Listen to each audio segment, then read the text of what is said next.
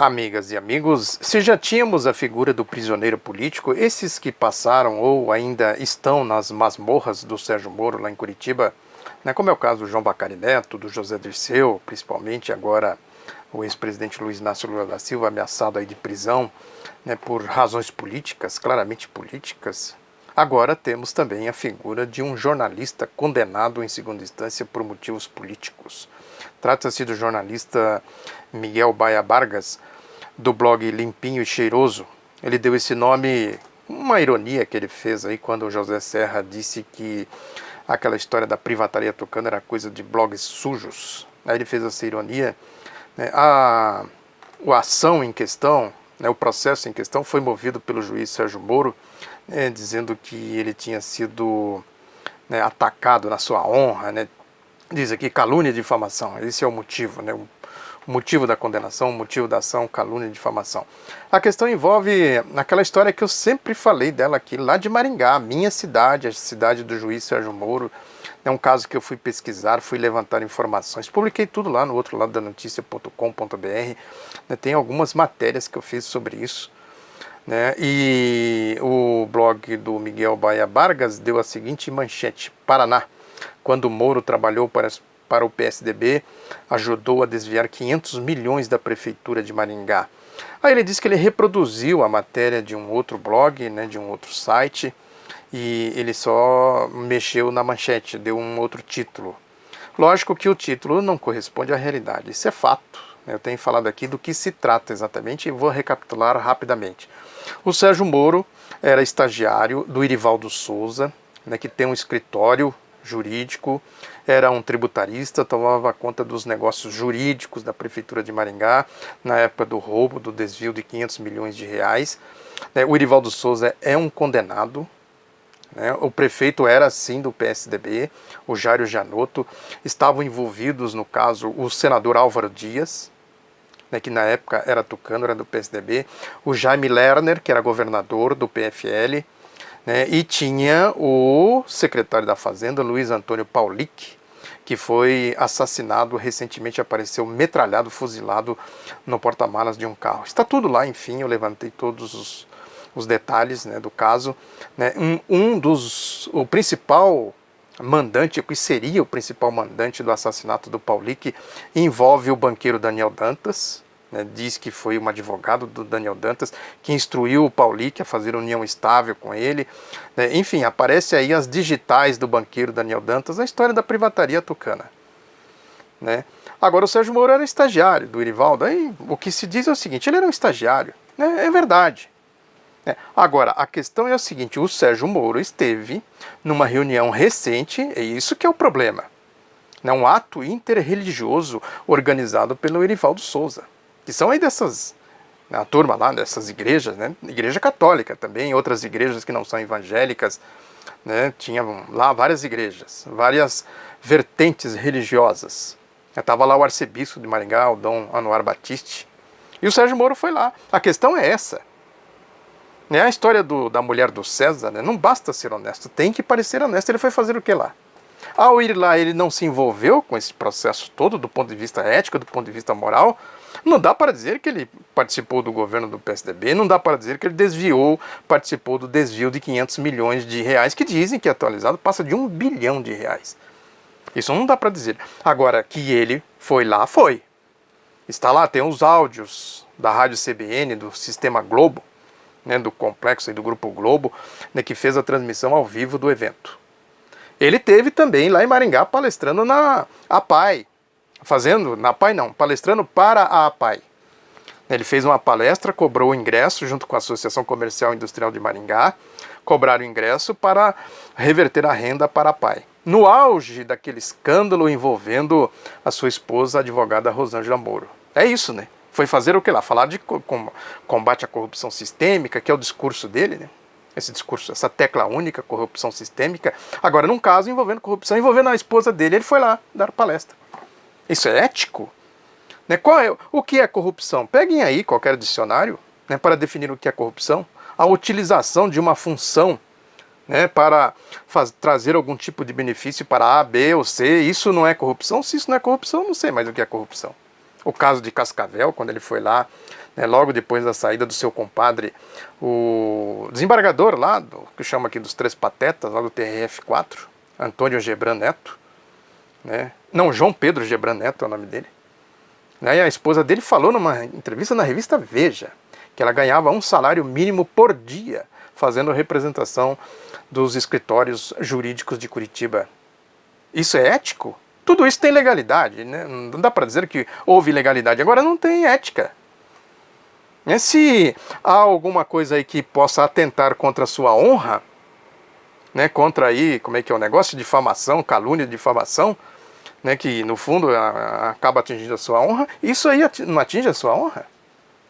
Agora, quantos jornalistas não fizeram a mesma coisa que eles estão acusando e condenando aqui o Miguel Baia Vargas? Quantos? Aí, os ataques que eles fazem ao ex-presidente Lula, ao José Dirceu e a tantos outros. Qual foi o comportamento da justiça? Quantos foram condenados dessa rataria pretoriana midiática aí? Quantos? E são casos e mais casos. Escandalosos, né, vergonhosos, né, o que eu chamo aqui de cebosos. Né? Essa que é a questão toda para a gente observar, ligar as coisas todas. Mesmo essa história aí desse José Padilha, essa história do mecanismo, essas manipulações, diz que é licença poética e tudo, mas tudo bem. Né, faça lá as suas manipulações. Agora, nós temos o direito de desmascarar. Ele está mentindo, manipulando. Isso é manipulação, politicagem. Esse José Padilha que chamou os partidos políticos de quadrilha. Está no jornal El País em português. Quem tiver curiosidade de olhar, vai lá e pesquisa que está lá. Agora, quem financiou esse seriado? Como é que é a história? Como é que isso funciona? Qual é o mecanismo do mecanismo? Agora, se ele tem esse mecanismo para fazer o mecanismo, eu digo aqui, se eles derem as mesmas condições, eu faço uma outra série, né, provando exatamente que o mecanismo que ele adotou aqui é um mecanismo de manipulação descarada. Eu faço aqui a engrenagem. Ele usou o nome mecanismo, eu faço a engrenagem.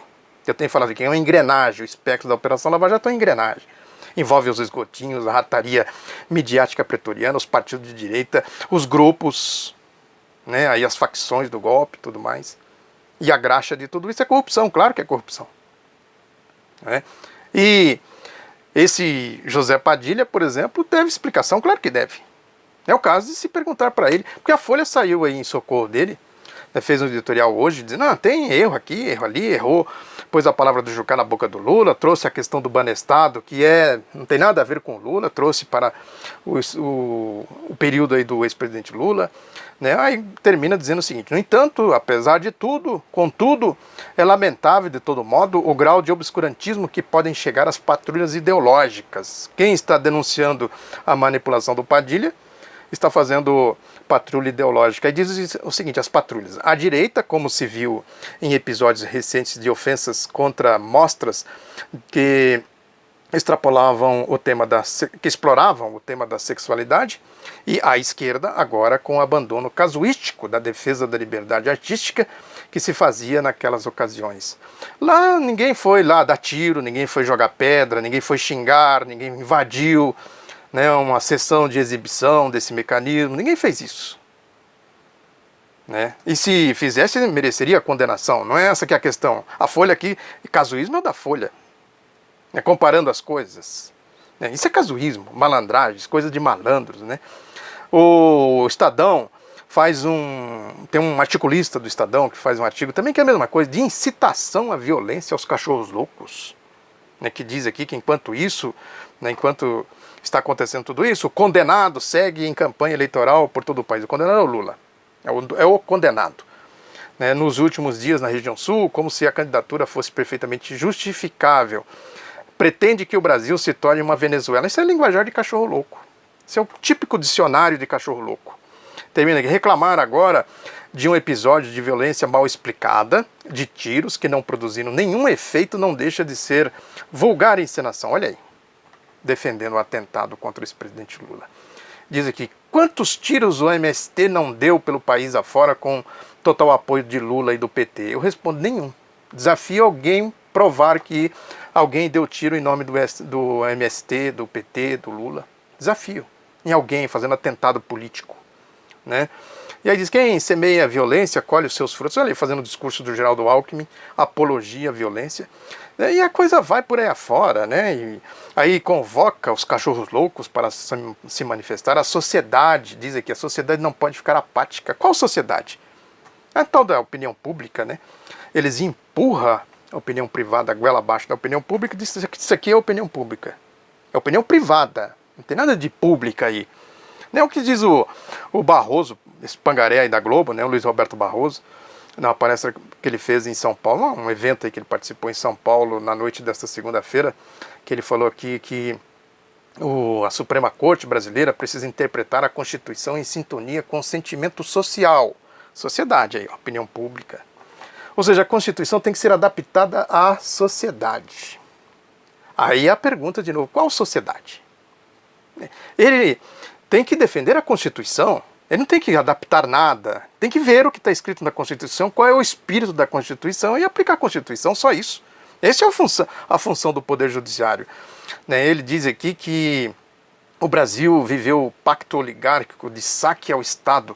Quem é a oligarquia? Eu sempre falei aqui. O Lula pertence a qual oligarquia? A qual grupo econômico? A qual grupo de comunicação? A qual setor financeiro? Como é que é a história? A força do Lula vem de onde, se não do povo? Agora, ele é ligado ao Grupo Globo. Isso é oligarquia. Ele é um oligarca. Ou está a serviço dessa oligarquia aí. Esse grupo que é, na verdade, uma espécie de vértice desse cartel mafioso midiático. A Carmen Lúcia também aí, né, fez um pronunciamento aí na TV Justiça, pedindo calma, calma, calma. Depois de toda a celeuma que ela criou, vai pedir calma agora? Quem é o responsável por tudo isso? Por esse clima que está instalado no país? E como é que ela vem pedir calma agora? Olha aí a hipocrisia até onde vai. E os boquirrotos da Operação Lava Jato, fazendo campanha, né, convocando os cachorros loucos para fazer atos aí, né, na véspera aí do julgamento do habeas corpus do ex-presidente Lula. É aquela história, né? Quem é que está falando? São os cachorros loucos ou os procuradores? Ou se mistura? Como é que é a coisa? Como é que se separa o cachorro louco do procurador? Porque o linguajar é de cachorro louco.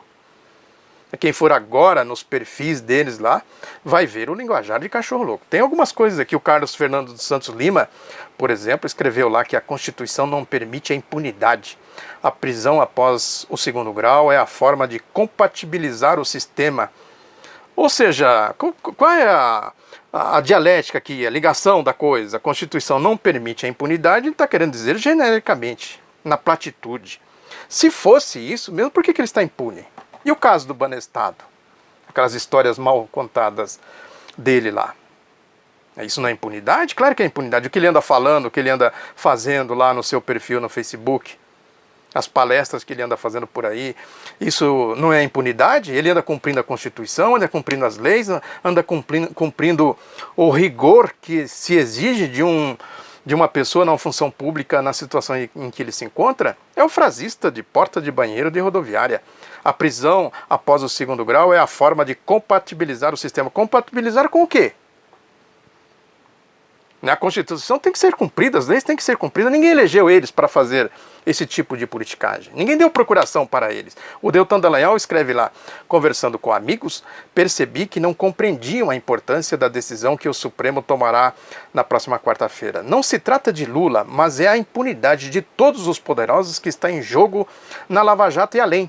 Estamos prestes a ter uma justiça pena de faz de conta, justiça de faz de conta para poderosos, que passa a mensagem de que o crime compensa no Brasil. Ele disse que vai fazer jejum lá, né?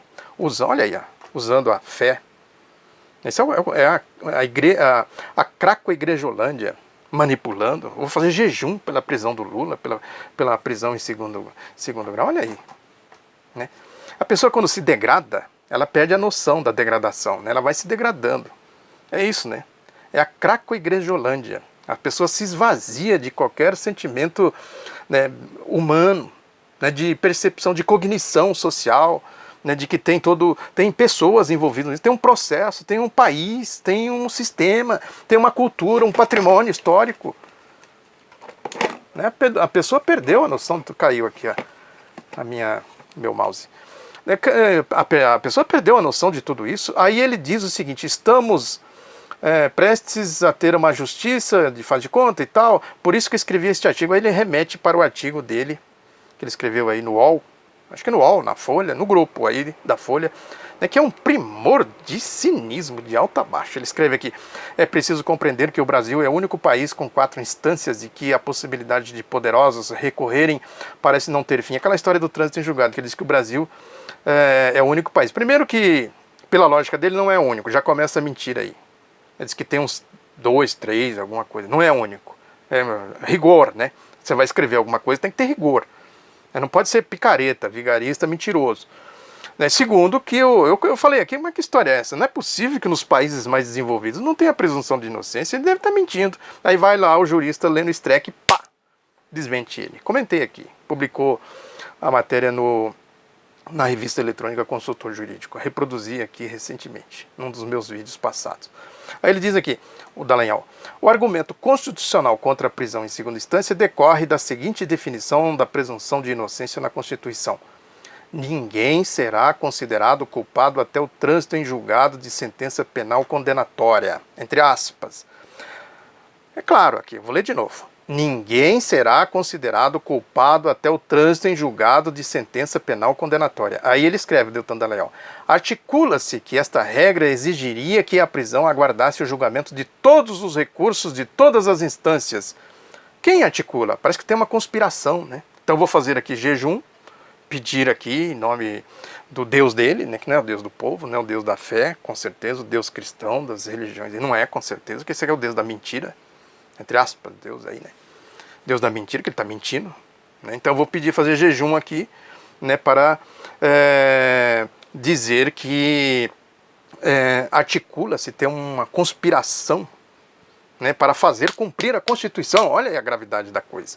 Aí ele prossegue: contudo, levada tal regra à risca, ela conduziria ao absurdo. A regra da Constituição, artigo 5º, inciso 57 da Constituição.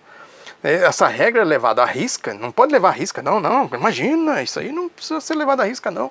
Levaria ao absurdo. Qual é o absurdo? Ela impediria não só a prisão, mas que qualquer criminoso fosse sequer investigado, acusado ou preso em flagrante. Afinal, não se faz isso com um presumido inocente, ou seja, não se investiga um presumido inocente. Isso é mentira, a Constituição não diz isso. A pessoa, o inocente, está sendo investigado, ele é inocente, investigado em primeira, em segunda, até chegar o trânsito em julgado, aí é condenado, acabou. No caso do Lula, isso tem as manipulações, a questão política, é um processo político, não conta, é um tribunal a rosca sem fim contra o Lula. Mas pela regra da Constituição, que diz a Constituição, é isso.